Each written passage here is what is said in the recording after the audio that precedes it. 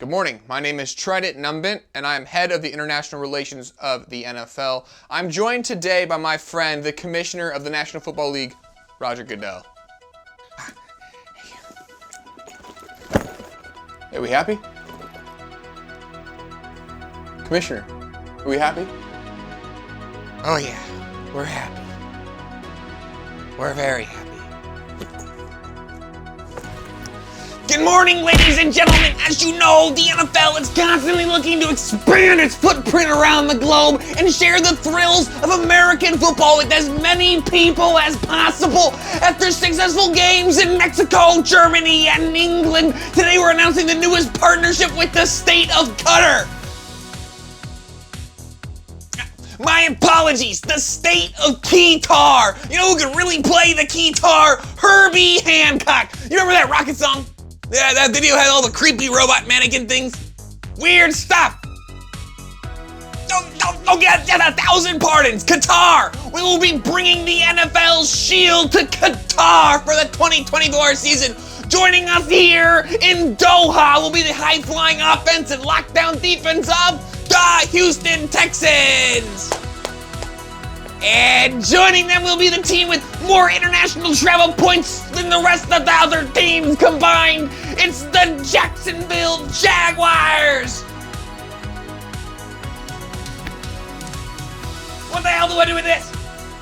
Now for all you Texans and Jags fans planning on making the trip to this beautiful, picturesque country, there are a few things that you should probably be aware of. The first is that, even though the game's gonna be in October, it's gonna be really freaking hot here. I'm talking surface of the sun level hot. I'm talking pit stains on your shirt when you go out for breakfast kind of hot. And no, they have their own rules. This is not the same country as America. So that means no pork chops, no pork, no bacon, no ham sandwiches, no pork rinds, no Porky Pig, no Miss Piggy, no Babe, the original or Babe Pig in the city, no drugs, and yes, you Jags fans, not even weed. Good thing America's out of Tylenol, because we're not gonna have any of that here. No alcohol. That means no rum cake, beer cheese soup, bourbon glazed, beer batted shrimp. What you might be thinking, well, what can I drink? I was thinking the same thing, and I'll tell you right now, there's a variety of drinks available. Tea with honey, tea with milk, tea with honey and milk. There's also both kinds of water, fetid and non-fetid. There's a whole bunch of other things, but I don't want to mention because I'm running out of breath, and it's just too damn hot. We'll put it on the website. I highly recommend that you read the whole thing before coming. They don't play here. Seriously, they don't play. My assistant just got 10 years and 500 lashes for wearing one of those plastic Arkansas pig hats. Well, boys, I think it's time that we got out of here. See you later, Cater. See you in 2024. Good morning. You're watching Once Upon a Time in Las Vegas, the rise of the greatest sports betting show in the world. I'm your host, Rocky Foré, here with my ever-trusty Steehn roller. How you doing, Steehn? I'm doing good, Rocky. I'm doing good, Foré. How are you, buddy? Nice. I'm great. Been reading a lot. What have you been reading? You got a little bedside novel going? What you reading, buddy? No, it's the Winners and Whiners newsletter that they send out. Oh, that's good stuff. Send that out every day. Yeah. Mm-hmm. It's a great daily read. It really is, and I'm just looking at the one that for Monday crushed it again, man. They were the expert of the day was me. There you go. I've been on a killer run. 12-3 now with NFL best bets. We hit one on the Monday night game. Had Pittsburgh, and I guess your old buddy Mason Foles got to show off a little bit here. He had the Suns, and they had a nice win there in the NBA on Monday night. So. Yeah, Rock, tell them if you haven't signed up for the newsletter yet, you should get signed up. I think we'll probably drop the link in the description. It's pretty cool. You get fantastic discounts. You get little free plays every day. And my play of the day, my best bet, normally $50. Newsletter, got it for $10. $10. You're giving my shit away, buddy. What are you doing? Oh, well, I'm trying to fix the global economy by giving away these picks, and everyone will make more money. Okay, I doubt your strategy, but sure, buddy, whatever works. I know you got to still pay for those magic beans, so I'm excited. Yeah. I'm excited about this week. We got a lot of good games coming up. It's coming down to crunch time, Rock. Crunch time. You ready? Crunch Crunchitize me, Captain. ready to get crunched. And hey, quick reminder. Speaking of paying Rocky some money, we are sponsored by No House Advantage Fantasy Sports Redefined. You can play against the house, win up to 21 times your original bet, picking player props over and unders, or you can play against regular schmoes like us, and you can just go mano y mano for a chance to win great cash prizes. The cool thing is, all you have to do is go to nohouseadvantage.com or download the app. Simply put in the code W&W when you go to make your first deposit, and you'll get a first-time deposit bonus up to $50. So make sure you check that out as well. All right, guys. And before I bring on this week's handicappers, I want to remind everybody, you can head over to the winnersandwhiners.com website, click on experts, and you can see everybody that's available, not just Chris and I. And the cool thing is you can check everybody's record. And that's why we're not on here bragging about our records, because you can see them. You can see total transparency. You can see what everybody's been doing in each sport, who's hot, who's not, whose picks do you want. I'm going to tell you right now, I've been hot. I think Chris has been pretty hot too. So make sure you check out our picks over there at winnersandwhiners.com. And speaking of Chris, he is back on the air. A lot of you guys have been asking about the Just Parlay show, and it is just back. It had debuted last Saturday. So make sure you check that out every Saturday morning at 9 a.m. Eastern Time. He'll be talking about the entire buffet of sports on Saturday: college basketball, college football, probably touch on a little NHL, a little NFL on Sunday, a little NBA. You know him. He's the multi-sport wizard. It's always a great show. He does it live, so you can comment. And if you have something clever to say, you can say that. You can trot out your clever stuff. So make sure you check out Just Parlays with Chris King. So let's meet the handicappers for this week. Well, Rock, we got the old heads today, as it were. We had the young guns last week. We had Foles. We had Delano on. We've got the old timey guys here today. Let's bring them on. Veterans. Let's bring them on, shall we? You know him. You love him. He roots for perennial, second place teams at best. He's a fan of the Bills. He's a fan of the Cubs. God love him. He is here with us all the way from South Carolina. What's up, Chris King? Wait, you want to talk about second place teams and you root for the Royals? At least we finished in second place. The Royals haven't been out of the basement in what? We're pretty much years? checker. Royals are checker or wrecker, buddy. That's either first or last. Ain't much and basically it's wrecker because, when you fall behind the Tigers, you have issues. You think Ricky Ricky Stenhouse Jr. was a fan of the Royals? I'm sure he was. I'm surprised he didn't play center field for him. I really am. That little fella piping up there with his knowledge, he's the pride of Long Island, New York. We've seen him on the show before. Scott and I have done a couple shows in the past, and now we're doing a show in the present. It's Scott Reichel. What's up, man? Yeah, nothing much. Looking forward to going through today's card. Watching some football right now, actually, but we're about an hour in. Haven't seen a single touchdown. I don't know what's going on. Oh. That's right. For those of you that don't know, we do tape this on Tuesday afternoon. And as we are taping, it is the second half of the USA-Iran game. So by the time everybody listens to that, you'll know the results, but we don't. So if you hear us spontaneously erupt in cheers in the middle of the New York Giants breakdown, you'll know why, except for Chris, who doesn't follow soccer. Do you not even have it on, Chris? I do not. I don't know. Did you guys see that commercial that was like, it was like 3 minutes long of people being like, soccer, football. Yes, soccer. I had the same exact reaction. What was that? It was with Peyton Manning and David Beckham, and I couldn't tell if it was a commercial. Talk about chips and crisps and everything too. It was so long, I thought I walked into a sitcom. I didn't realize that it was still a commercial, but it was a little bit too long. Who writes a 3-minute commercial? What the hell? Did Mia Hamm in there too? Yes. Yeah. Yeah, Mia Hamm showed up. Ham. All right, so there you go. Hey, Chris, I know you're the master of the multi-sport parlays, and you sell a lot of great picks. People, speaking of checker or wrecker, that's pretty much what parlays is. You could go for 2 or 3 days, not hit nothing, but then you hit a couple of them, and all of a sudden you're hitting 25-1 stuff. So I know you had a big Thanksgiving. Got any big scores lately, buddy? Yeah, I had a big one on Thanksgiving. It was paid off about 30-1. Jesus. So, I mean, okay, so usually like a 5-teamer pays like 22-1 or so. Must have had a couple of dogs in that one, huh? Yeah, we had Alabama over Michigan State and Winston.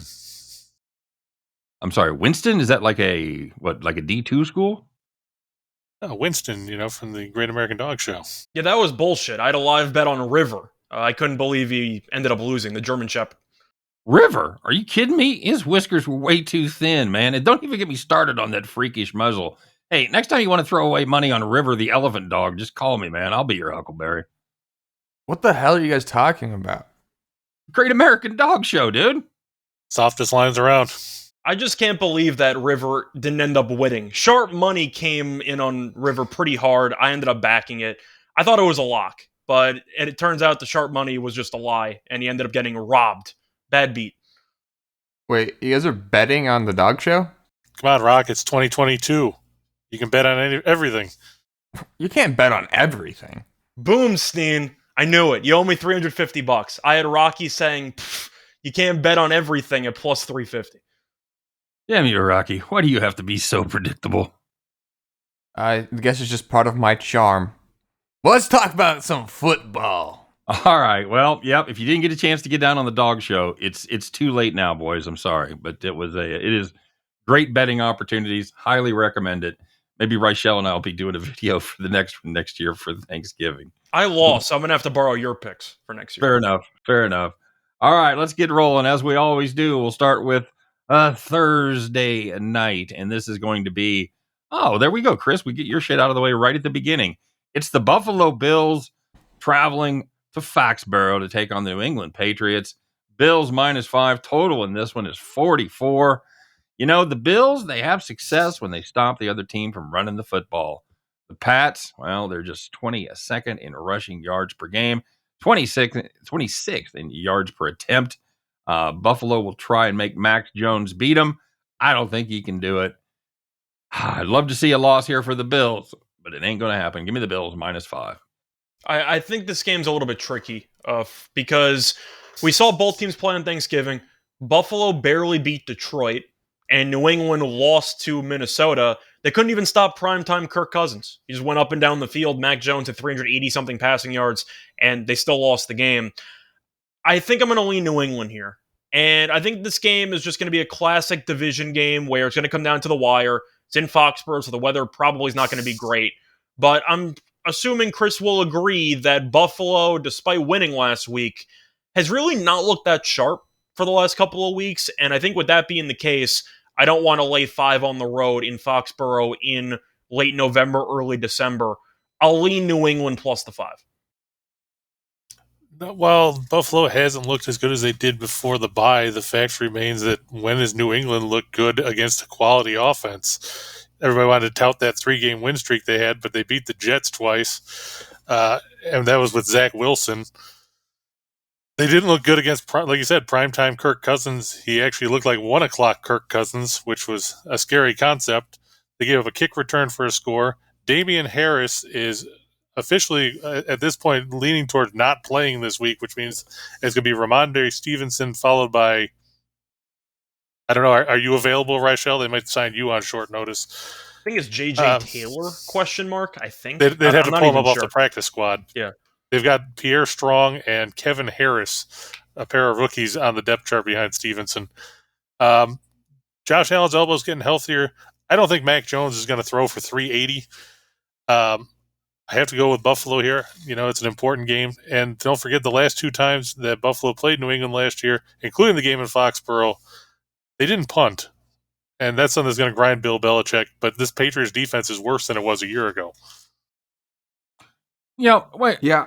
I will say this, though. So we're talking about the weather. For starters, the weather's going to be fine. Going to be 50 and low teens wind. So there'll be a little bit of wind. Could affect some of the field goals a little bit. But the weather is not going to be a gigantic factor. Just throwing that in there. Yeah, I like everything Chris is saying.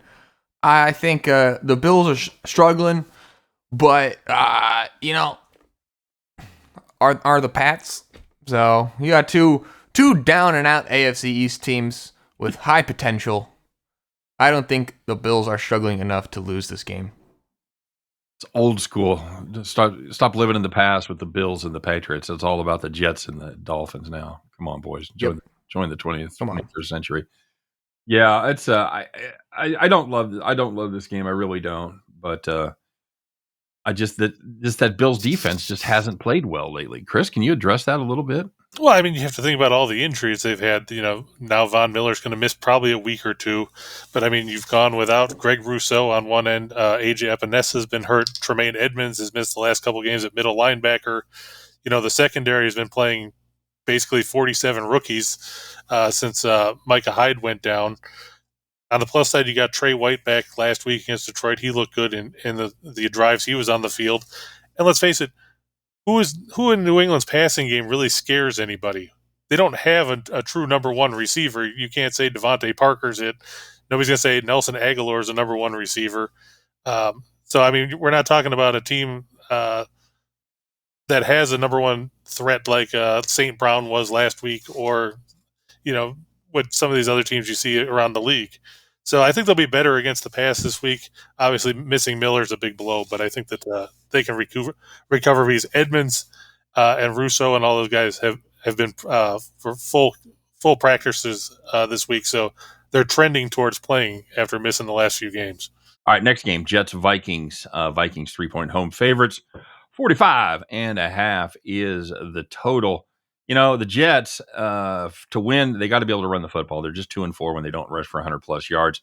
I think if they commit to the run early, keep pounding away, I think they can shorten the game, limit the opportunities of a pretty damn good Minnesota offense, and not only pull off the cover, but pull off the upset. I'll take the Jets here.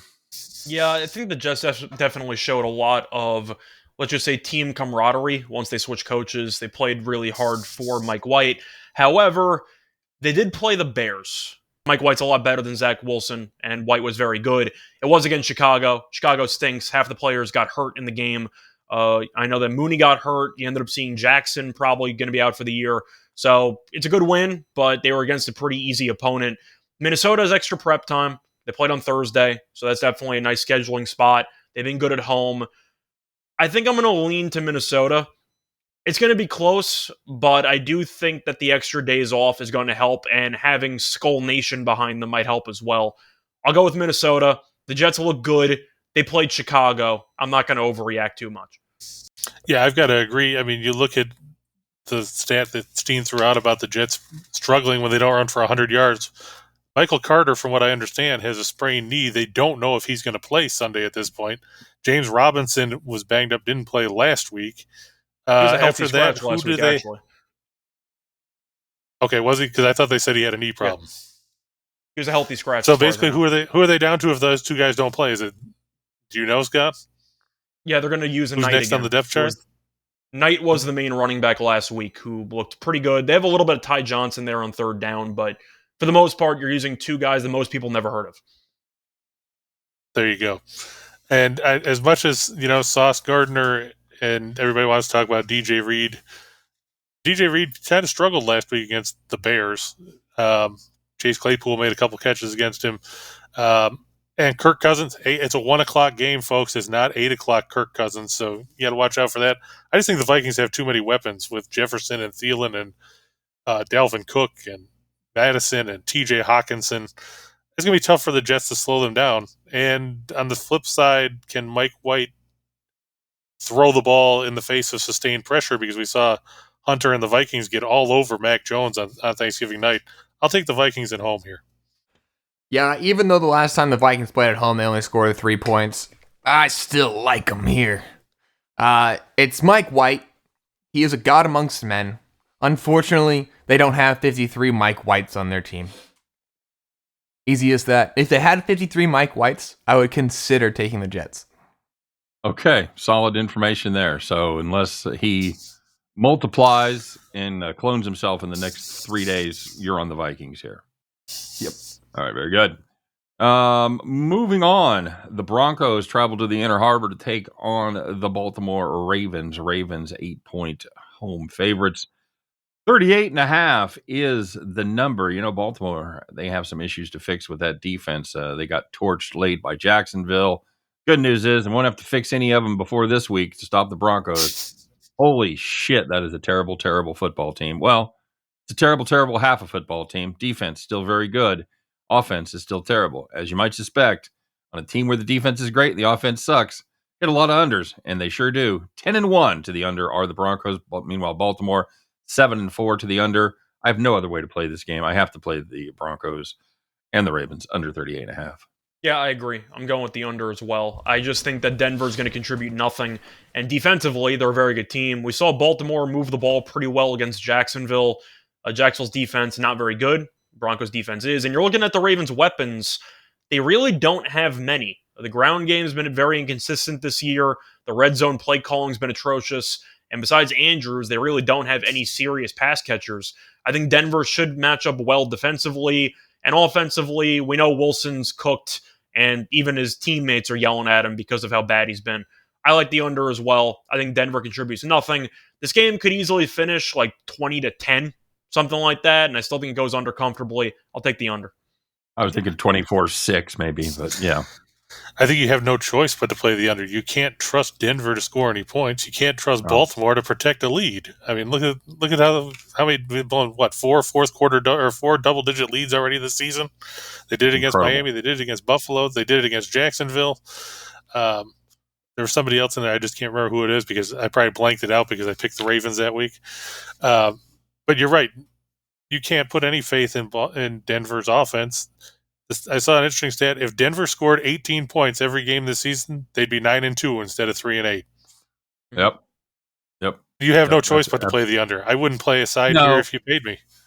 No, and you know what? You know you're going to get burned. Nobody's going 16-1 to the under. You know that it's coming some week. They're gonna get a fumble deep in territory. They're going to break off a punt return or something like that, and we're going to get burned. But until we do, you look at these stats and you look at the trend. You just can't. No, you just can't not do it. Do you really want to rely on the Broncos getting a last-second pick six to pick them? It's going to be tough for a pick six when Lamar Jackson's taking kneel downs on the final play of the game. But yes, yeah. Well, hey, you never know. He could pull a Joe Pisarcik. Once again, Pisarcik and fumble, or a Josh Allen. Once again, 3 words for you. Anybody but the Broncos. The end.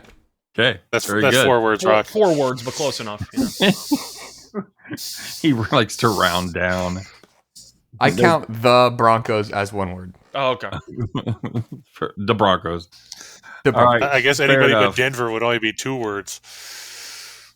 It's the battle of the black jerseys as the Steelers travel to hot Atlanta to take on the Falcons. Falcons 1.5 point home favorites. 42 is the number. Spoiler alert. I don't think I've hit the Falcons right for 2 months. I was late to their cover streak. As soon as I got on that, it was over. Then I backed them after we're done, like I said, and then I've faded them lately, and they've burned me every time. Good news, Steelers fans. I like the Falcons here, so lock it up, baby. Falcons minus 1.5. I like the Falcons too in this spot. Washington's been one of the hottest teams in the league over the past week and past month and change. And Atlanta had goal to go with a shot to win the game, and then they ended up having a deflected pass get intercepted. But Atlanta's been quietly a pretty decent team this year. And you look at that division, it's up for grabs. Atlanta could potentially win it, but the Steelers are on a short week as they played on Monday night. They beat up on Matt Ryan. Congrats. Well done there, I guess. But I still don't really like Pickett. Najee Harris got hurt. He left the game early. I'm not sure if they're going to have to use a backup running back for that game. But I just think Atlanta is going to be able to run the ball. We saw Taylor have success in the second half against this run defense. If Atlanta runs the ball well, which I think they can, they should dominate time possession, and I think they'll win the game.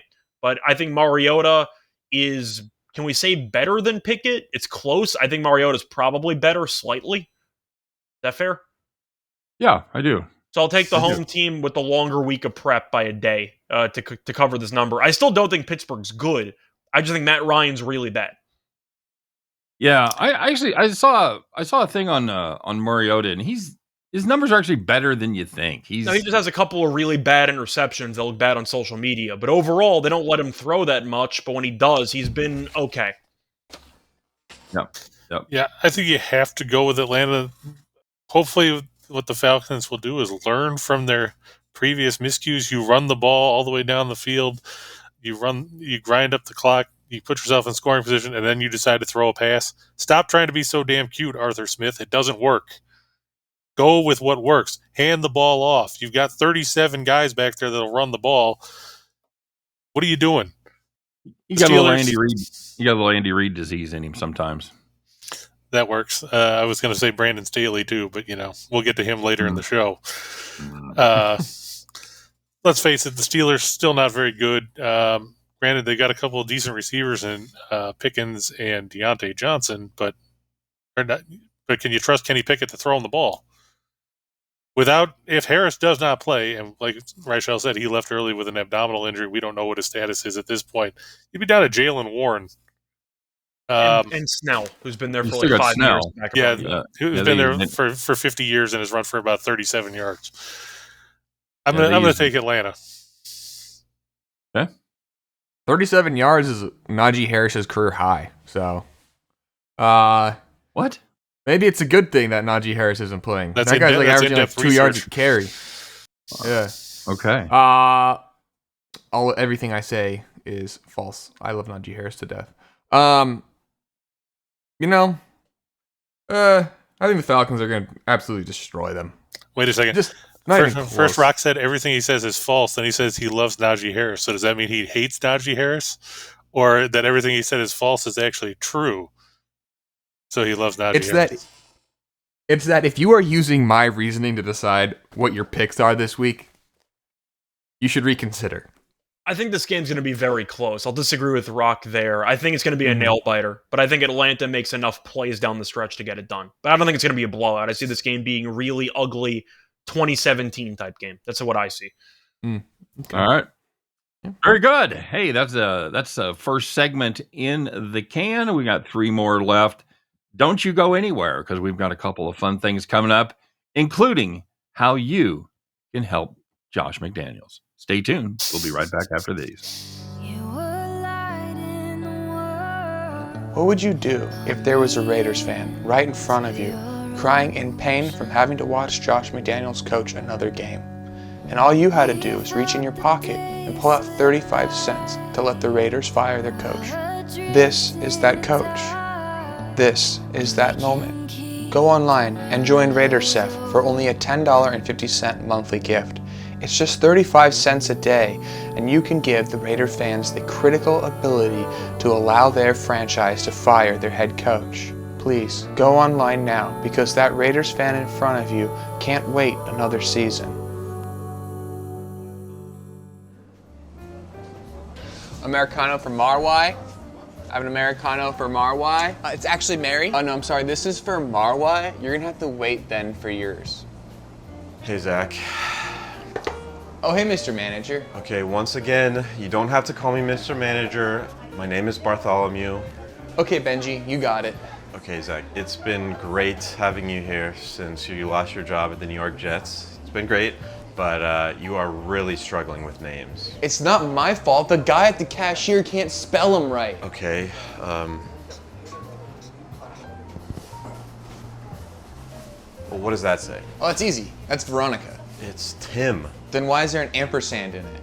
Well, we'll work on it. Why don't you just stick to making coffee for now, okay? Yeah, I can't do that. Why not? I don't know how. I can make water. Water with ice. Okay. Well, just keep calling the coffees out. All right, Mr. Manager. Pumpkin spice latte for Rufus salad. Pumpkin spice latte for Rufus salad. Zach? Oh, hey, Coach. Sorry, my coworker wrote Rufus instead of Ricky. What are you doing here? Why haven't you been at practice? You should know, Coach. I lost my job. I don't play for the Jolts anymore. No, you lost your starting job. You're still on the team. Oh, really? Yeah. So I don't have to work at Buckstar anymore? Are you freaking kidding me? Nope. Oh, sweet. Let me just grab a venti ice water on my way out. I mean, can you give me my drink first? Pumpkin spice latte for ghosts. That's a pumpkin spice latte for ghosts. Has anyone seen ghosts? Beep.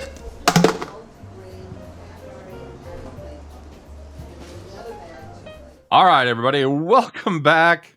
Poor Josh McDaniels. We've made a career here over the last month or so about roasting Josh McDaniels. So yeah, for all you Josh McDaniels fans, all 4 of you, sorry. All right, so we return to action on the football field, spelled with 2 O's, not football, but football. It's the Eagles hosting the Titans. And by the way, as we record this, have the Chiefs been flexed out of Sunday night yet? I hadn't heard anything yet. I don't believe so. I think you have to do it a week before. It has to be done by today. It has to be done by Tuesday. I didn't hear any flexing. There were rumors about the Cowboys Colts game getting flexed. That didn't get moved either. So as far as I know, it's the same schedule. Yeah, I just see where it says Broncos fans want the NFL to flex the team out. I was going to say another chance to see the Broncos in primetime, everybody. Who's not excited about that, huh? All right. So this one is the Eagles 5.5-point home favorites over the Titans. 44.5 is the number. You know, with the return of Tannehill, Tennessee's kind of morphed into a bit of a passing team. They've 282 yards passing their last 3, 7.13 rushing yards, with 71.3 rushing yards per game in the last 3. But nobody's thrown for more than 240 yards against Philly. It's going to be strength versus strength. I like the strength of the Philly defense more than I like the strength of the Tennessee Titans offense. I'll take the Phillies minus the 5 in the hook. I think I'm going to take Phillies, the points. The Eagles, sorry. Yeah, I think I'm going to take the points with the Titans here. Philly won last week. They gave up 30 points to a combination of Aaron Rodgers and Jordan Love. That defense looked awful for most of the game. A couple turnovers they forced, but still.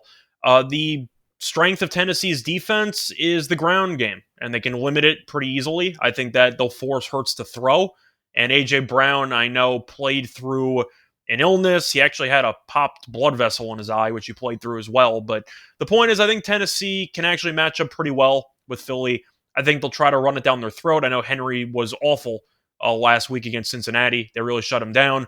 But Philly really did whatever it wanted offensively against Green Bay, whose run defense was awful to begin with.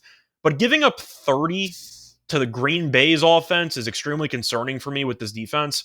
I'm going to lean Tennessee. I'm hoping Vrabel makes it ugly and they get it done. I think Philly wins, but probably by like 4. I'll lean to the Titans. I think the only difference in this is I think it's going to be an ugly game. I think Tennessee will probably have a lead for some, if not a lot of it. But I just think I think they collapse in the end. That's why I think 5.5 is too large. We agree. I just think Philly's going to win by like a last-second field goal or touchdown to win by 4. Is it weird that I think the leading rusher in the NFL is still washed up? Is that a weird thing to say? Is Henry the leading rusher still? Yeah, he is. He is, okay. He just doesn't look the same. I thought it might have been Chubb. I wasn't sure. Not after Chubb got shut down the last couple of weeks. Well, I should say the last couple of weeks. He got shut down by Buffalo. Yeah. All right, sorry to interject. Chris, what do you got here? I think that Reichel's on to something. I think that Philadelphia's probably going to win the game late, but 5.5 points is a lot to give up. You talk about how Tennessee's thrown the ball of late. Avonte Maddox is hurt. Their slot corner for Philadelphia, C.J. Gardner-Johnson, had a kidney injury that he suffered Sunday night. And giving up 33 points to the Packers, like Reichel said, isn't really the kind of defense you want to have this time of year. Granted, I hate Tennessee. I don't like Ryan Tannehill as a quarterback, but I think that they can do enough to chew up the clock and force Philadelphia to actually throw the ball, because they're, like Scott said, they're better against the run than Green Bay, but pretty much everybody is. I don't think Philadelphia is going to get more than 150 on the ground if they even get to that point, and that's going to force Hurts to actually have to throw in meaningful situations. I get that Tennessee's defense hasn't been great against the pass, but I don't see Philadelphia winning this one by a touchdown. They'll win by like Reichel said, 3 or 4 points. So I'll take the points in Tennessee. 363 rushing yards. Yeah, it's the second most, I think, in franchise history behind they had 378 or something back in the 40s, when Steehn was, only a kid. Either way, but giving up 30 points to Green Bay's offense, or whatever you want to call it, that's a bit of a red flag. They didn't look good against the Colts. They didn't look good against Washington. I don't really trust this Eagles team right now. And we saw poor tackling on that touchdown that Jordan Love threw to Christian Watson, where it was, a 10-yard crossing route, and they took poor angles, and that's after Gardner-Johnson went down with the injury. So that's going to be something they're going to have to watch out for, too. Yeah, Tennessee's averaging 19 points a game. I can't see them keeping up with the Philadelphia Eagles. I like the Eagles in this one. Great. I'm on the same side as Rocky. Your world just came to an end. You're going to make some good money this week there, Steehn. I will tell you that Tennessee has been a monster against the number. What have they lost 2 games ATS this season? Is that it? Yeah, I think they're 9-2. They didn't cover last week against Cincinnati, so I'm not sure if it's 3 now or it's 2, but they've been good against the number. Yeah, they really have. All right. Hold on, I'll pull it up here because I have the tab open. Tennessee is 8-3, but they're 5-1 against the spread on the road. Okay. Fair. Here's our good seats still available game of the week. Jaguars at the Lions. Lions 1-point home favorite total, and this is 55. Jacksonville defense struggles against good offenses. The Detroit defense struggles against everybody. I kind of feel about this one the way I feel about the Denver game. I just won't respect myself if I don't play the over 55 in this one. Yeah, for me, I'm going to go with the Lions in this spot. I just think it's a good scheduling spot. Jacksonville had the very nice comeback win against Baltimore, but I'm looking at the spot, and Detroit played on Thanksgiving. They played at home, so there's no travel, and they have extra prep time. Both teams stink, but if you're going to give me a scheduling spot advantage for one of these teams, then I'm going to take it. I still think that the Lions, they're always in close games. I'm not going to fully roast them for losing to Buffalo in a close game. I'm going to roast Campbell for the clock management in the final 2 minutes. But they still hung around against Buffalo. They've been competitive against some good teams. I'm going to take the Lions. I like the scheduling spot too much. Yeah, and just as a quick aside, that line has actually shifted the other way, too. Now Detroit is a 1 to 1.5 point underdog. As we're I want to take this. Jacksonville laying points. Okay, I'll still take the Lions. All right, there you go. I think that you have to lean towards Detroit, but I'm with Steehn. You have to take the over here. Both teams not very good defensively, and that's probably being generous. You look at what these teams have done, last 5 you've seen Jacksonville give up 27, 27, 20, 21, and 23 against, and that includes 21 points to the Broncos. Meanwhile, Detroit, 28, 18, 30, 31, and then they had that one game against Green Bay where Green Bay couldn't find the end zone. I think we're going to see a lot of touchdowns in this game. I think it's going to end up going over the number because neither defense can stop anybody. Yeah, that's kind of what I'm looking at. If I had to pick a side, I'd pick the Lions. Although that line move, a 2.5 point line move on a Tuesday in the Jags-Lions game, that smells a little sharp. Just saying. Yeah, Etienne is questionable as of right now for Jacksonville. Of course, he got hurt early. It didn't look good. I'm assuming he's not going to play. But they're saying that he's going to be good to go. Whether that happens really? or not, I remains to be seen. Well, you got to remember it's Doug Peterson. He could be lying out of his ass. And is that news that just broke? Is that responsible for the line move? I don't know. It came out this morning that he was listed as that he's supposedly good to go. They said he could have played in the second half if they wanted to. It didn't look good when it happened, but I guess the argument is Jacksonville's technically still alive for the division, so I guess you have to put all hands on deck, kinda. I guess at the end is I can't believe he's responsible for 2.5 point line move. Sorry. Yeah, I can't. I'm just looking at the injury report. Jamison Williams could make his season debut. They don't know yet. He's listed as questionable. Okuda is questionable. He missed the Thanksgiving game with a concussion. And, of course, Detroit's offensive line, they were missing both guards last week. Jonah Jackson is questionable with an illness. So I'm not seeing anything on the injury report other than Etienne as being the only real thing to talk about. I think it's just Jacksonville winning. I think it's an it could be because Jacksonville stunned Baltimore. Yeah. Well, Rock, we talked a lot about dog shows. Who you got in this dog show? This is like one of those games where before the year, fantasy football group would send the loser to go to a game in the middle of they have to go to Detroit and see a Lions game, and they would decide on this game. So I don't really have a strong opinion on either one of these. So I'm gonna go with whatever quarterback looks like me.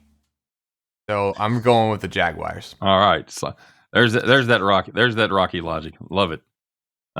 Very good. Hey, how about a little battle in the NFC East where every game counts? It's the Washington Commanders Against the Giants. Commanders, road favorites over the Giants. 1.5 points. 40.5 is the total. You know, the Giants, I liked that team, but golly, they have just been devastated by injuries, especially on the offensive line and the defensive backfield.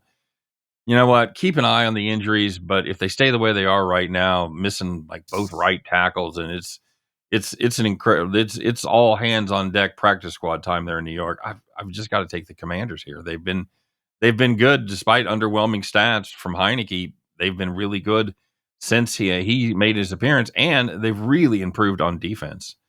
I'll take the Commanders on the road.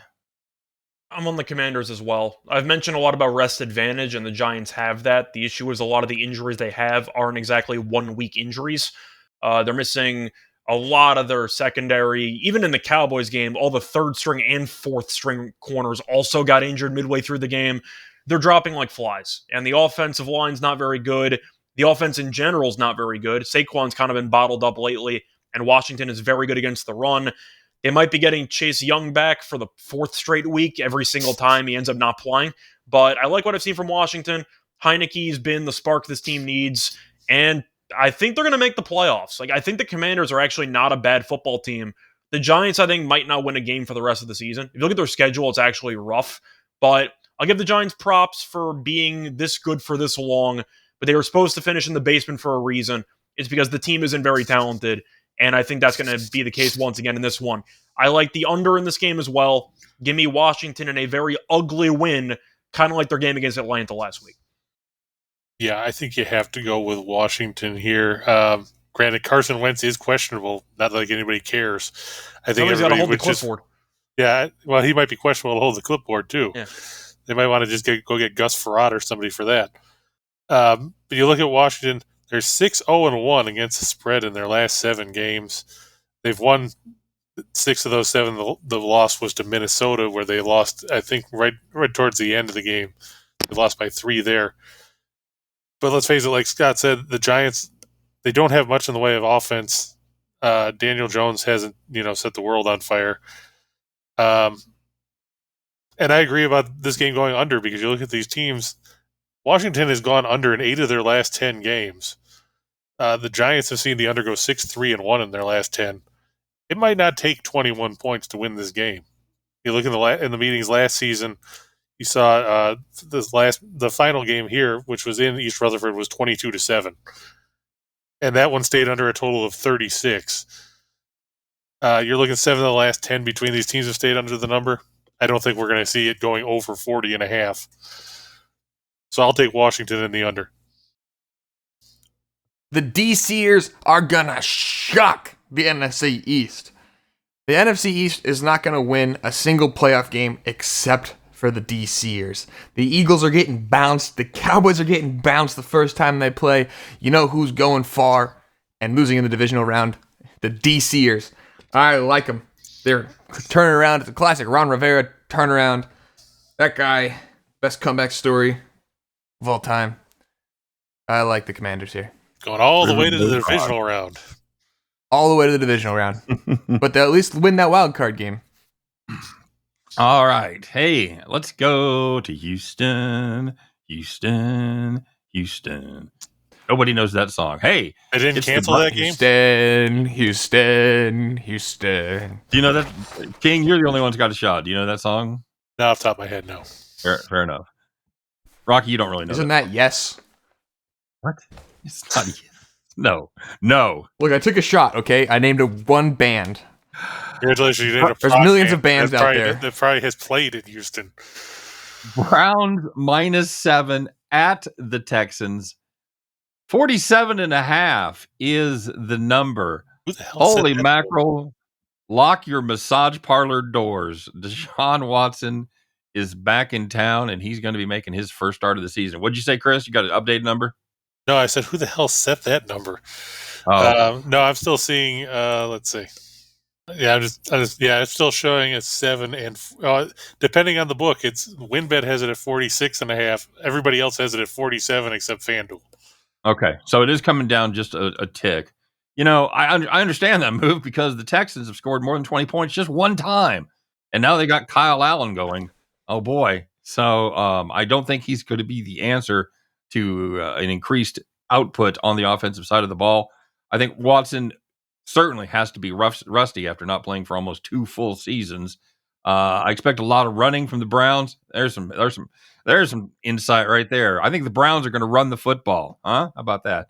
I got to think this thing goes under the total. Grab it now while you can. If you can find 47.5, God bless you. I'd play this down to 45 and a half for sure. If you can get it at 47.5, go to FanDuel and get it now. There you go. I'm going to go with the under as well. There's too much uncertainty involving both offenses.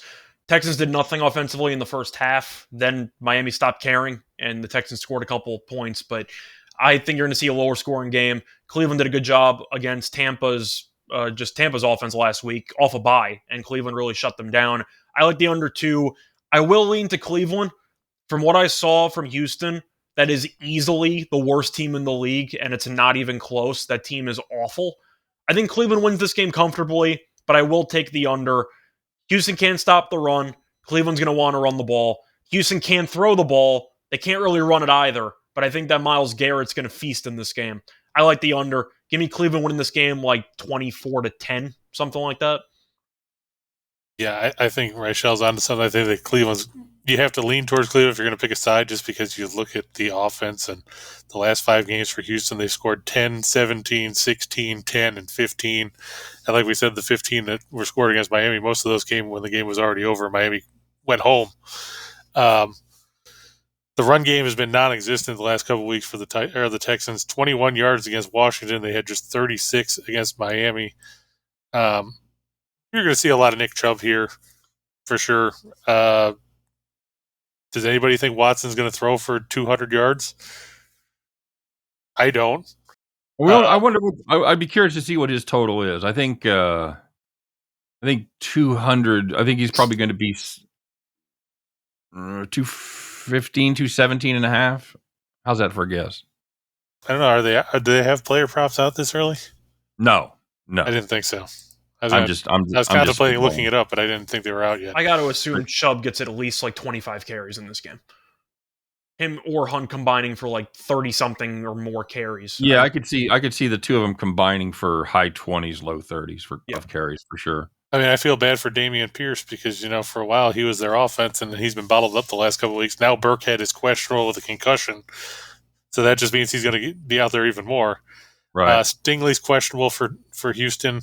So if they do try to throw the ball, now you're looking at the Texans won't have their best corner either.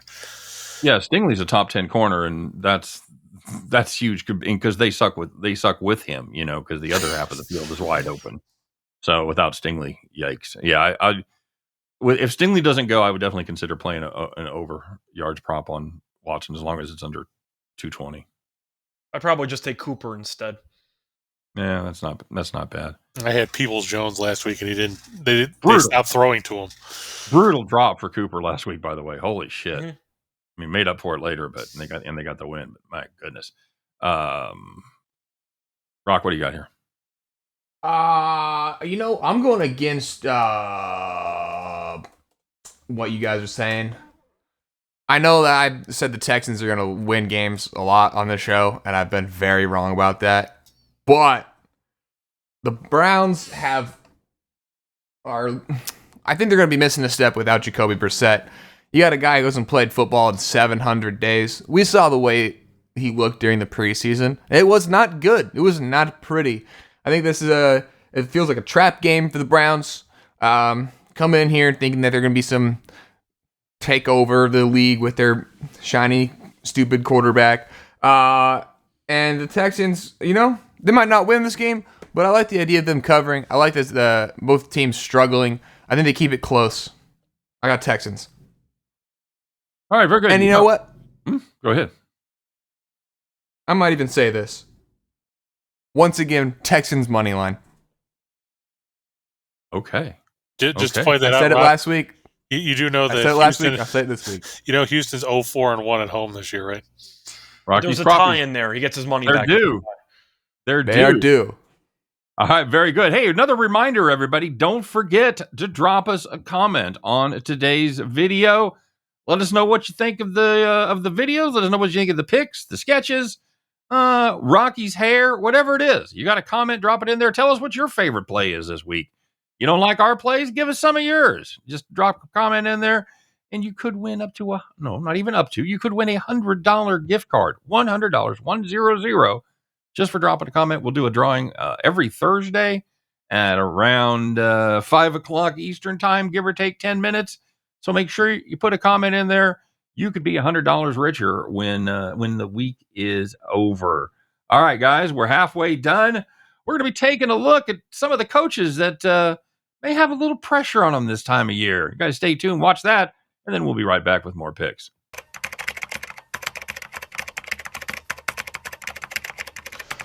Next up for your questions is North Carolina quarterback Drake Maye. Drake, you just had one of the best freshman years in college football history. How do you feel about the season? Well, it's always disappointing losing a game like that to your rivals, but overall, I think we had a heck of a season. I'm proud of everything we accomplished. Are you excited for the bowl game? I'm excited for the team. I, however, will not be participating as I will spend that time getting ready for the upcoming draft. Wait, what? Are you saying that you are declaring for the 2023 NFL draft? No, I'll be entering the 2025 draft. So what exactly will you be doing for the next 3 years? I'll still be here on campus working out with the team, practicing hard, and getting myself ready for the next level. But you won't be playing any games? Right. I really feel like I have nothing left to prove at the collegiate level, and I don't want to chance some kind of injury that could jeopardize my future earnings. Nothing left to prove? Drake, you're a 20-year-old freshman! I'm a freshman who just threw 35 touchdowns and just 5 interceptions, but I also got sacked 37 times. I just can't continue to chance it. Unbelievable! Not really. Every year, more and more players skip the bowl game or even the last part of the season. Seniors, juniors, sophomores, this is just the next logical step. No more questions? All right, thanks for coming out. I'm excited to see where this journey leads, and I'll see you all in 2025.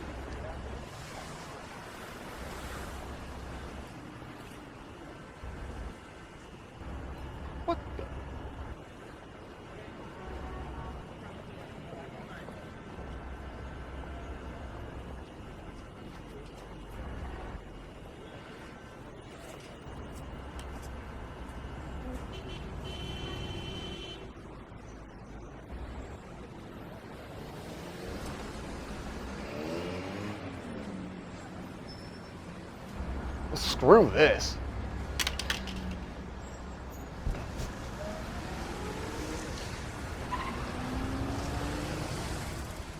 All right, everybody, welcome back. Halfway home, guys. Here we go. How about a little NFC North, a little black and blue, as the Packers head to Soldier Field to play the Bears. Packers, 2-point road favorites against the Bears. 42.5 is the number. You know, the Bears, we talked about it a little bit earlier. Chris alluded to it, the injuries with this team. They had a lot of injuries going into the Jets game, and they lost more guys. They're down to, or they were down to just 2 safeties. They also lost their backup right tackle, who was actually starting, and then they lost his backup.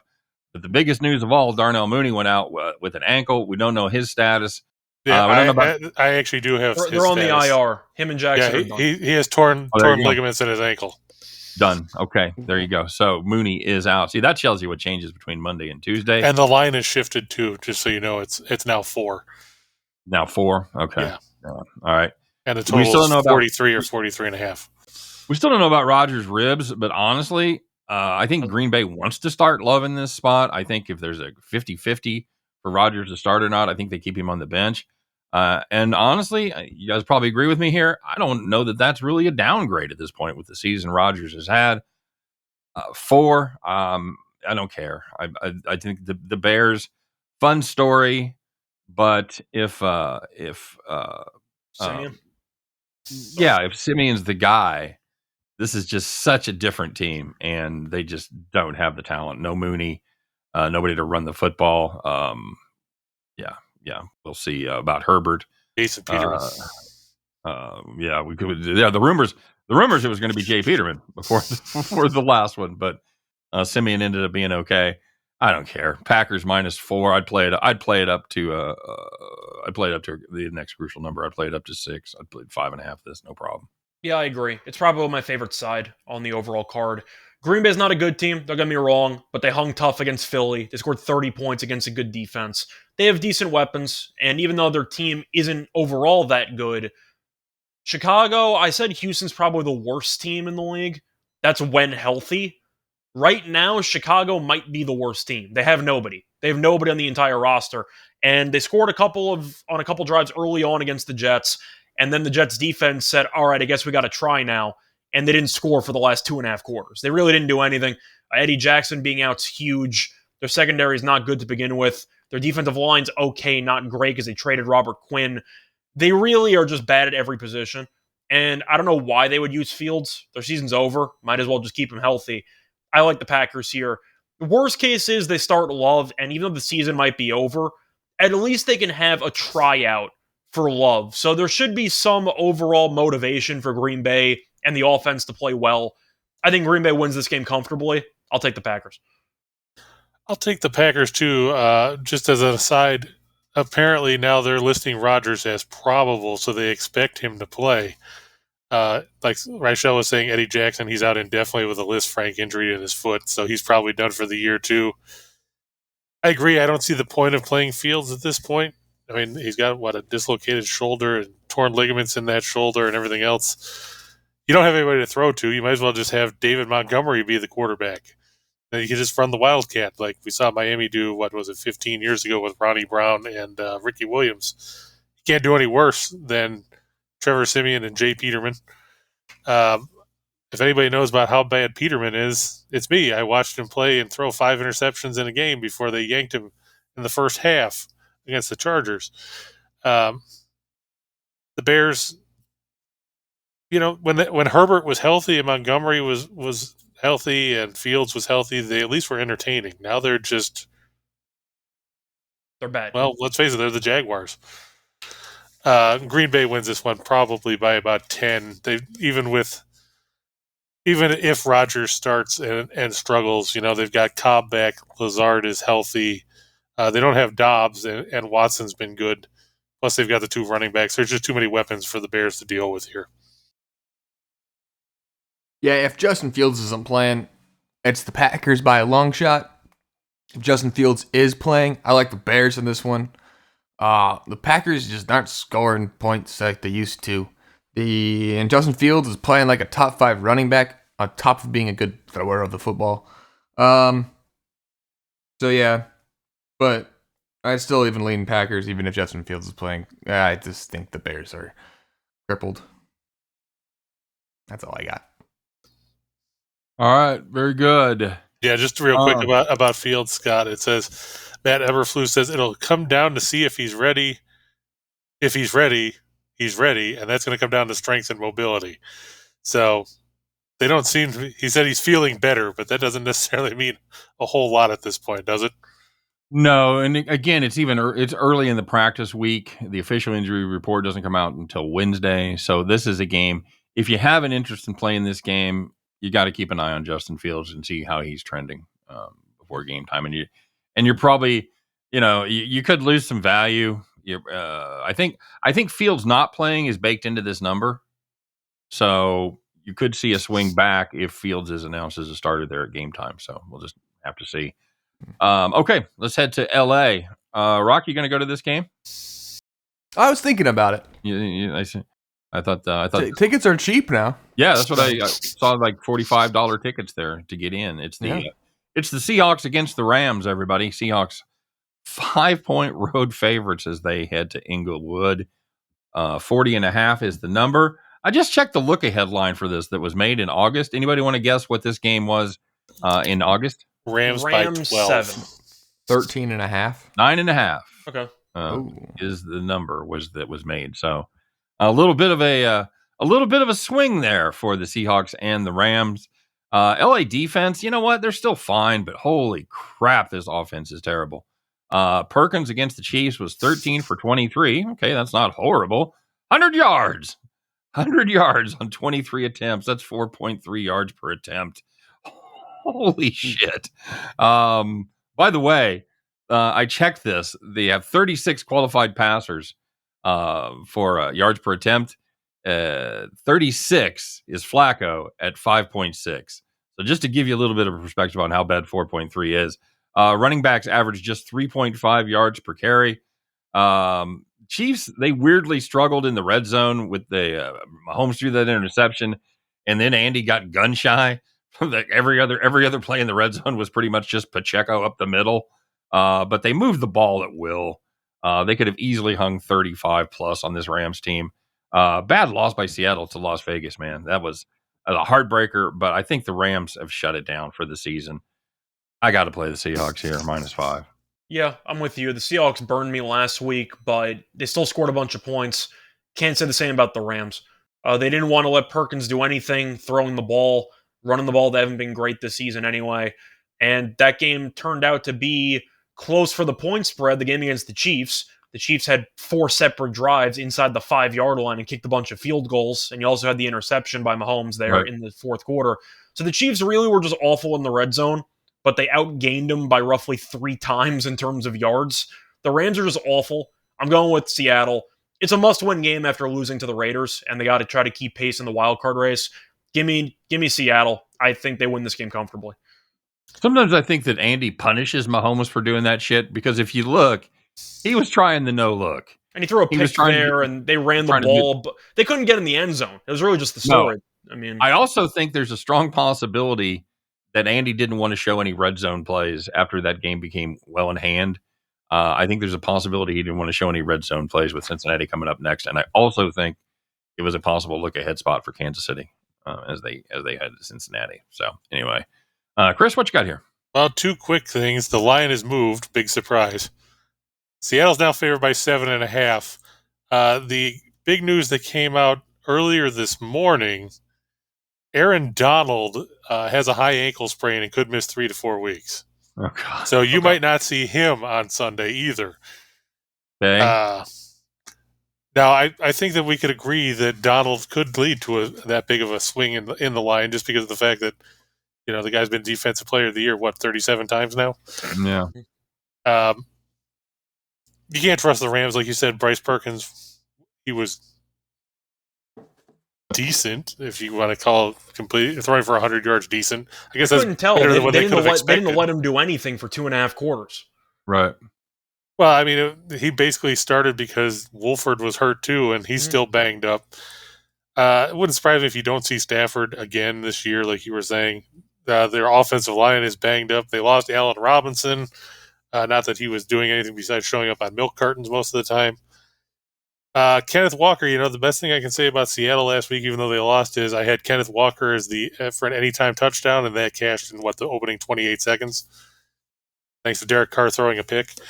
I think he'll have a big game here, especially if Donald is out like we're expecting. I expect to see him get the ball a lot, early and often, and Seattle wins this one going away. The Rams have gone from Super Bowl champ to, well below 500 in the span of, 9 months? Yeah, by the way, since there's an updated spread, I still like Seattle minus the 7.5. I think they win this game by 10+. You're telling me there's no Aaron Donald? That's all you need to know to take the Seahawks. That's the only thing that the Rams had going for them.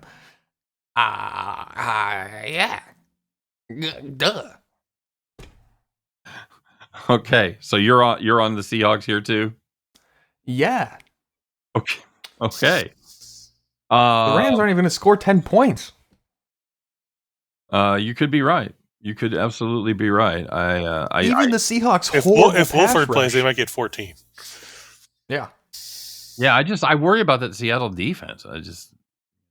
I knew they weren't good, but holy crap. The pass rush is not good. They cannot get to the quarterback. But if there was going to be a team where they're going to figure it out and get to a quarterback, it would be the Los Angeles Rams. And plus, you don't have to worry about anybody running the ball against them like Jacobs did last week because you got Cam Akers and Kyron Williams are the top two backs for the Rams. Are you Perkins intimidated by either of those guys?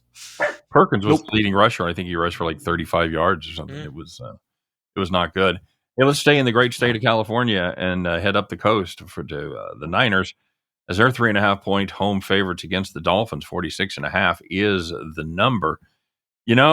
You kind of look at this Miami offense, and they have been extremely good with their receivers, and Tua having a fantastic season. In fact, they've averaged 33.7 points per game over their last 4. But all the defenses that they played sucked. This Niners defense does not suck. I worry a little bit about the offense after that kind of sleepwalk performance against the Saints, but the defense was still outstanding as they pretty much shut them down. They couldn't get the running game going at all versus New Orleans. I think they're going to have a better time of it against Miami. I think this is a short number. This is indicating the Niners are just a half point better than the Dolphins. I think they're a little moving. better. Uh-oh, it's moving? Uh-huh. Am I leading the pack again? Where is it, 5 now? Between 4 and 4.5, depending on the book. God damn it, I've been on the right side of every one of these moves. All right, well, I got it 3.5, and now it's 4.5. Again, to me, not a ton of difference between 3.5 and 4.5. 4 will sometimes jump up and bite you, but I'll still lay it at 4.5. I don't care. Yeah, I'm going to take the Niners at home. Miami's done well recently, but as Scott just said, they haven't really played anybody. Plus, Tua's been good. He also got injured last week. He ended up playing through it for a couple drives. They didn't score after halftime, and then he got benched for the final 6 drives, either because of injury, because they were up by a bunch of possessions and decided it wasn't worth it. But the point is, Tua might not be at 100% after he kind of got rolled up on at the end of the first half. They did announce for the Niners that Elijah Mitchell is out for roughly 2 months, which I think actually hurts the Dolphins because you're going to see more McCaffrey. I don't think that's actually a good thing for the other teams because McCaffrey now is going to get like 80% of the snaps, which he should have been getting in the first place. But do you think it's possible McCaffrey's washed? No, McCaffrey's incredible. No. Okay. No. He was terrible against the Saints. The whole offense was bad against the Saints. Okay. I think the Saints' defense is actually just a good unit. I think that's the difference. Miami's defense isn't great. They looked good against Allen, who was making his first start in about an eternity, and he was terrible. But no, McCaffrey, if you watch him play, he's definitely not washed. He's really, really good. But I like the Niners in the spot. They've been very good at home this season. I think they'll look sharp again. And if Tua's below 100%, which I think he is, that might be the deciding factor. So I'll take the Niners. Here's the other thing, too, about the Dolphins that we haven't touched on yet. Both tackles for Miami got hurt Sunday. Teron Armstead suffered a pec injury. He didn't return. They say he could miss 2 to 3 weeks. McDaniel says he's confident he'll be back this season, but it sounds like you're not going to see him on Sunday. Austin Bosa is going to kill somebody. Austin Jackson re-injured his ankle, and it was the first time he had played since week 1. So they had to go out and sign Kendall Lamb, who was on the Lions practice squad. I don't know if I want to have a practice squad tackle trying to protect the blind side of my quarterback who has 37 concussions in his career already when you've got Bosa on the other side of the field. I get everybody's been hyped about Miami all season. You know, they've won 5 in a row, but you look at the teams they've beaten, it's the Steelers, the Lions, the Bears, the Browns, and the Texans. To quote Gene Smith, that's the little sisters of the poor when it comes to playing defense in the National Football League. I'm going to take the 49ers here.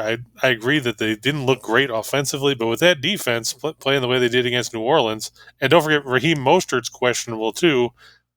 Sure, Jeff Wilson's coming back to face the team that knows him, but we also know that Jeff Wilson's prone to coughing up the ball. That was one of the reasons why he never got the lead back job in San Francisco to begin with. I think Miami comes back to earth a little bit here. You know, they've gotten fat against some bad teams. Now we'll see what Miami can do because you look at their last 6 games at San Francisco, at the Chargers, at Buffalo, home against Green Bay, at New England, home against the Jets. You're talking about 2 games up in the Northeast in December and January, and we all know how much Miami loves playing in cold weather. This is going to be a real gut check for the Dolphins going down the stretch. I think the 49ers are a very good team. I think the 49ers are going to the Super Bowl this year. But if there was a team to give the 49ers trouble, it would be the Miami Dolphins with Jalen Waddle and Tyreek Hill. If, this is a big if, as we were just talking about the injuries, they can get the ball out, I think the Dolphins could win. I like the Dolphins here. But once again, can they get the ball out before getting annihilated by Nick Bosa? That's the question. I don't have an answer to that question. So you got the Dolphins here? I think I got the Dolphins. You know what? I like it. Okay. All right. Very good. How about a little Chargers Raiders? Chargers 2.5-point road favorite. 50 and the hook is your number. I have a confession to make. I hate both of these teams so much, and it has nothing to do with them being in the AFC West. I just hate them because of the way they play football. Raiders defense still, they haven't given up less than 24 points to anybody except Denver and Houston. And the Chargers are breaking new ground for giving up yards on the ground at over 150 a game. How is that possible in the NFL in 2022? Just brutal. I have to play the over here. Give me 50 and a half. I'll take the over. Yeah, I'm on the over as well. I want to make a case for a side. I guess I'd lean Raiders because I think both these teams can't be trusted, so I guess I'll lean to the points. But I like the over. I don't see many stops here. Jacobs just went for an insane game against Seattle. I think he could have another huge game in this one. Adams is still elite. I don't think that the Chargers can cover him. The issue is the Chargers don't have many wide receivers, but Eckler is still a very solid player, and Herbert seems to always find a way in the fourth quarter. So I'm going to go with the over. I see a track meet between these teams, and I think this game has a shot of potentially even getting into the high 50s. I just think that this number is too low. I'm going to take the over. Line shifted a little bit here again, too. What a surprise, right? It's now 1.5 or 2 in favor of the Chargers. But I have to agree. I think this one's going to end up going over the total. We've seen offensive numbers that are ridiculous for some of these teams of late. You know, the Chargers, they pulled out that game on another 2-point conversion at the end of the game against Arizona to keep their playoff hopes alive after losing 3 of 4. They need this game to stay in the playoff hunt because, you know, the AFC is pretty top-heavy. But if I had to pick a side, I'd take the Chargers and give the points. I just can't trust the Raiders to make plays when it matters on the defensive side of the ball. And like Reichel said, Herbert can make plays. Now that Keenan Allen is back too. And you got Palmer in there, and Carter's been decent enough. And with the versatility that Eckler brings, there's just too many guys for the Raiders' piss-poor defense to try and hang with. You know where else you see a lot of really good offenses? It's who's ever playing these two teams. This is true. That's where you consistently see really good offenses. Rocky, what do you think, bud? The Chargers are beating bad teams, and they are losing to good teams. The Raiders are a bad team. Therefore, the Chargers will beat the bad team. Unfortunately, this bad team has a good rushing offense. They have the rushing leader, which I looked it up. It's not Derrick Henry. It's Josh Jacobs. He has like 1,100 yards or something like that on the season. Okay. So I think the Raiders are going to sneak another one out and win this game. And you know what? With that, we're going to take a break. Don't forget to comment on the video. Don't forget to subscribe to Winners and Whiners newsletter. See you in a second. It's come to my attention that there's an old photo of me while my high school was first desegregating. I was just there to watch, not participate in trying to stop the students from getting into the school.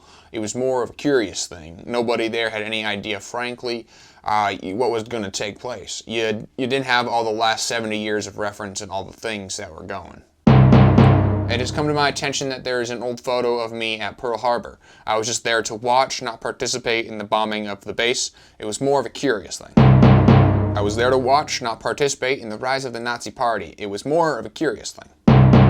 I had heard there was something interesting happening in Oklahoma City. I was just there to watch, not participate in the bombing. It was more of a... I have many friends who are from Troy. I would never wish to inflict pain on them. It was more of a curious thing. I was just there to watch, not participate in the Confederate Army. I'm a big fan of theater. I was just there to enjoy a show. I was there just to watch, not participate in the creation of the film Waterworld.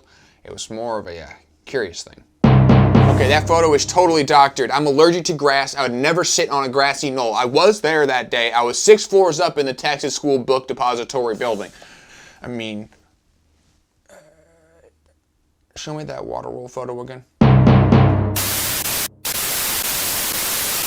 Oh, wow. Bet you didn't expect to see Jerry Jones in those spots. I sure did. Hey, welcome back. You're still watching Once Upon a Time in Las Vegas, the rise of the greatest sports betting show in the world. As always, I'm Rocky Foré. We got some great guests here. Scott Reichel, Chris King, and as always, the Steamroller. What do we got next, Steen?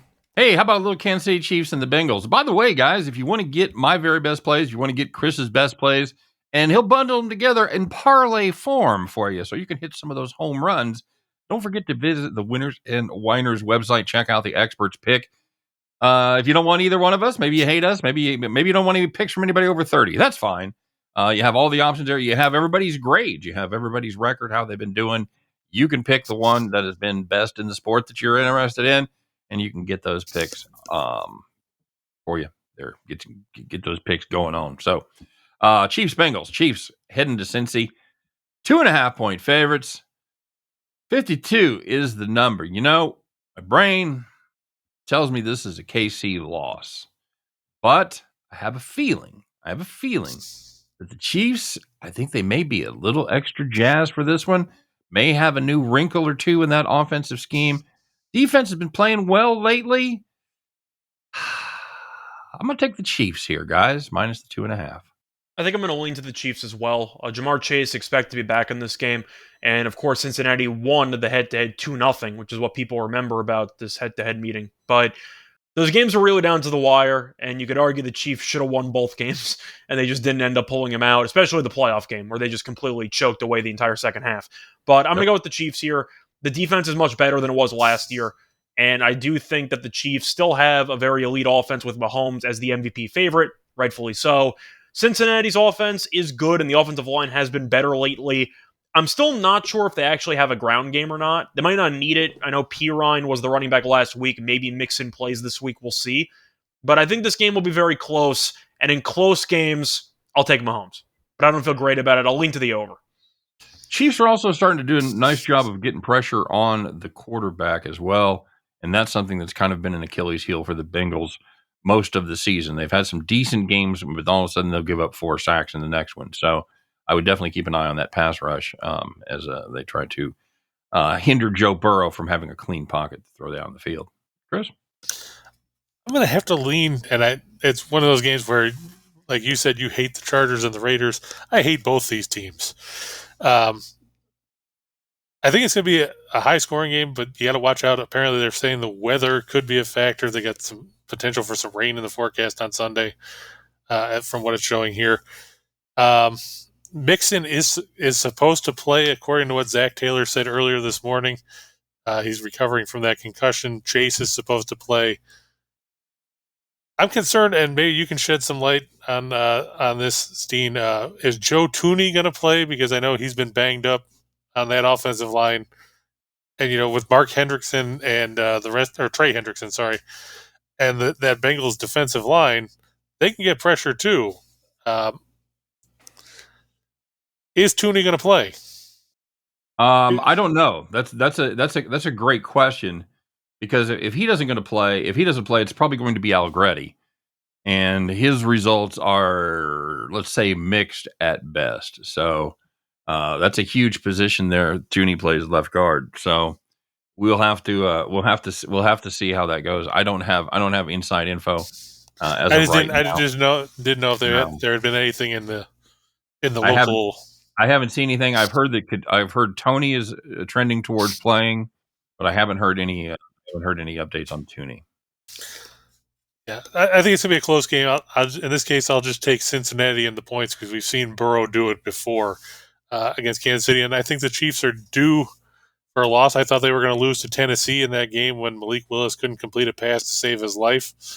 You look, the Chiefs 0-3-1 against the number in their last 4 games. They're 1-5-1 against the number in their last 7. Well, they covered against the Rams. Did they? No, closing line was 16.5. That's what I was Well, it was 15.5 all week. Yeah. I mean, if you didn't get 15.5, you weren't trying. Sorry. So, well, I'm just going by what they list the closing number as. That's what they do. Fair. Cincinnati's 8-3 against the number this year.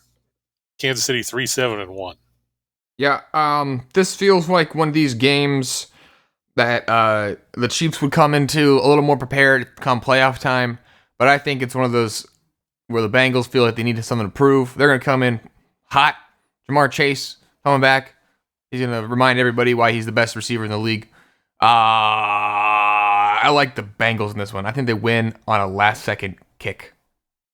Okay. Yeah, you kind of don't know what you're going to get when the Chiefs, especially on the road. Are you going to get the Chiefs team that went to Tampa Bay and the Chiefs team that went to San Francisco? There's no team in the NFL that could beat them on either one of those days. Or are you going to get the road team that went to Indy?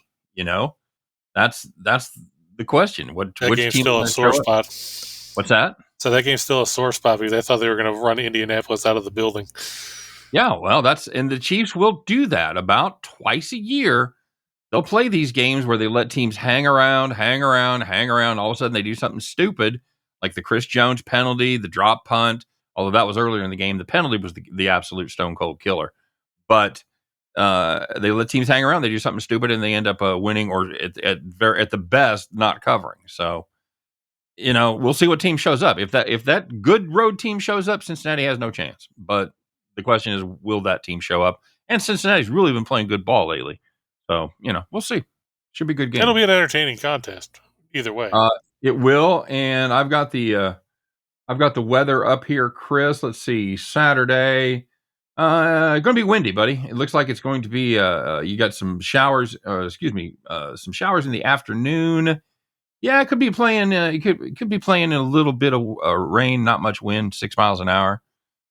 So, not awful. We'll see. By the way, a lot of college bettors got a real good lesson about why you don't worry about the rain when you bet totals.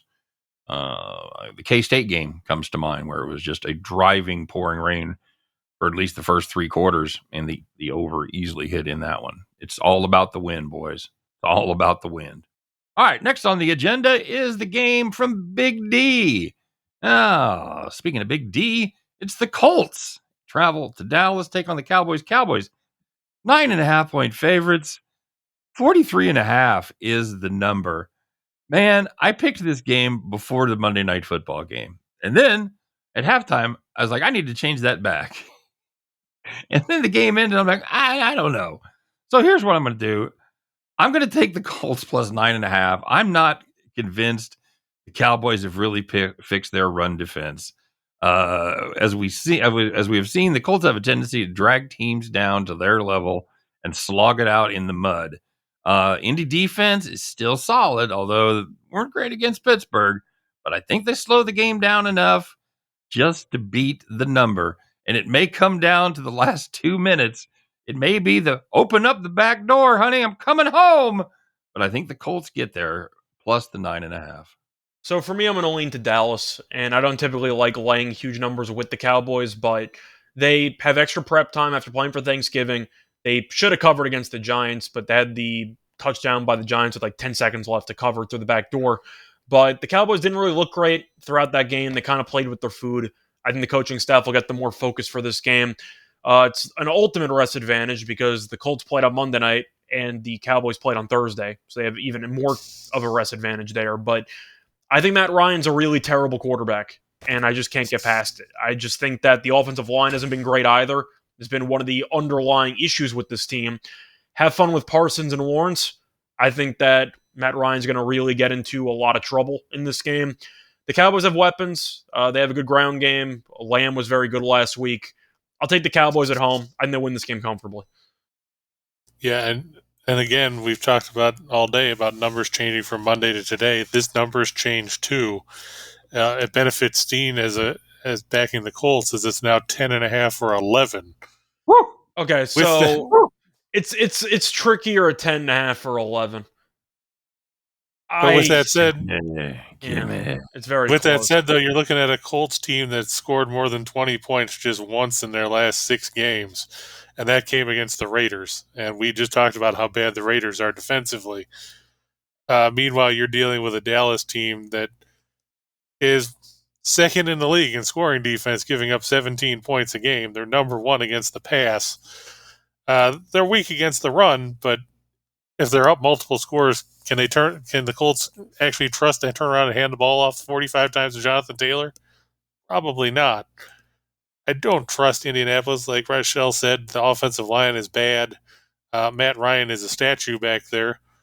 Parsons is probably going to kill him. They would have been better off starting Ellinger here. I'm going to have to lean towards Dallas and hold my nose here because I don't like laying double digits with a team like the Cowboys either. But I can't trust the Colts to score more than 10 points. Yeah, that is true.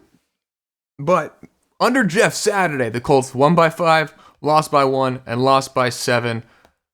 That close game by 1 was against the Philadelphia Eagles. I like the Colts here. If you're going to give them 10.5 points, I think they can at least keep it kind of close.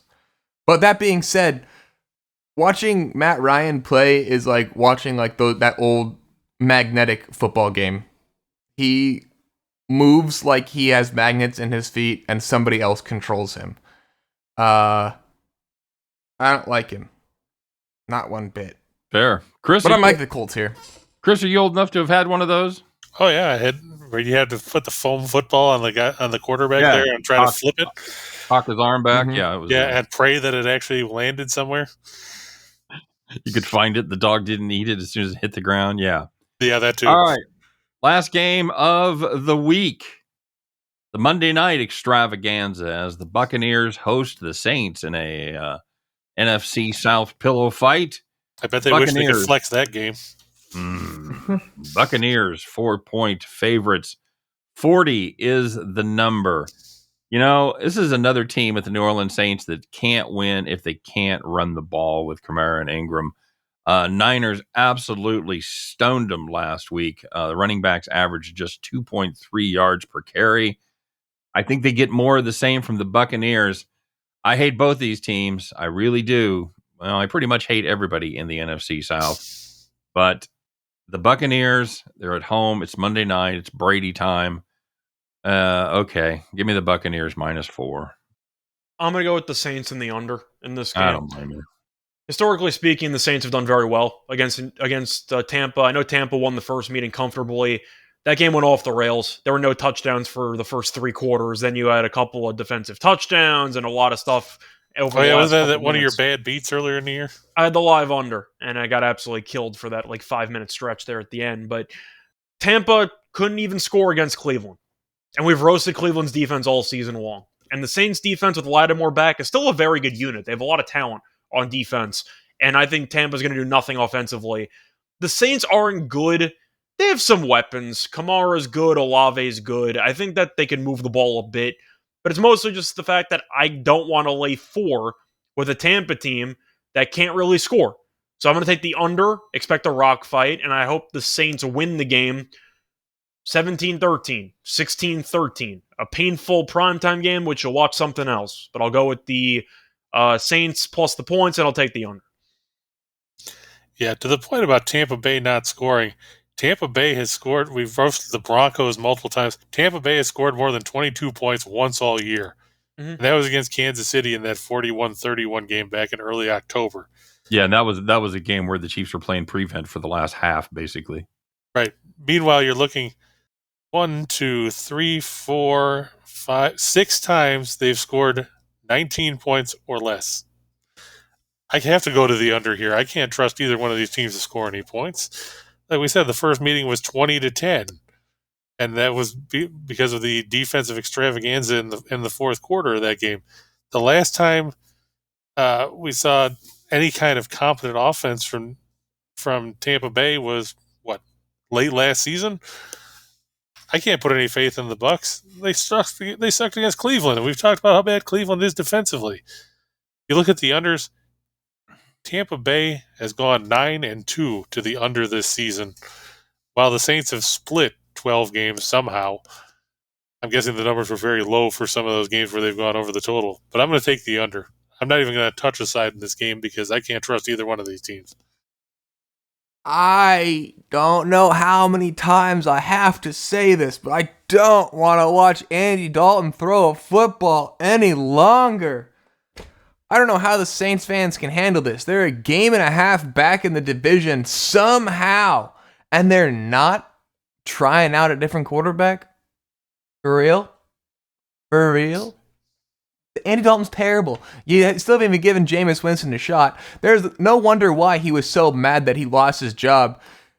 I don't care if you think Jameis Winston's a bad quarterback. That guy started the season, and then for some reason, when he got hurt, they started playing Andy Dalton and thought when Jameis Winston was healthy again, that this was the guy that was going to do it for them.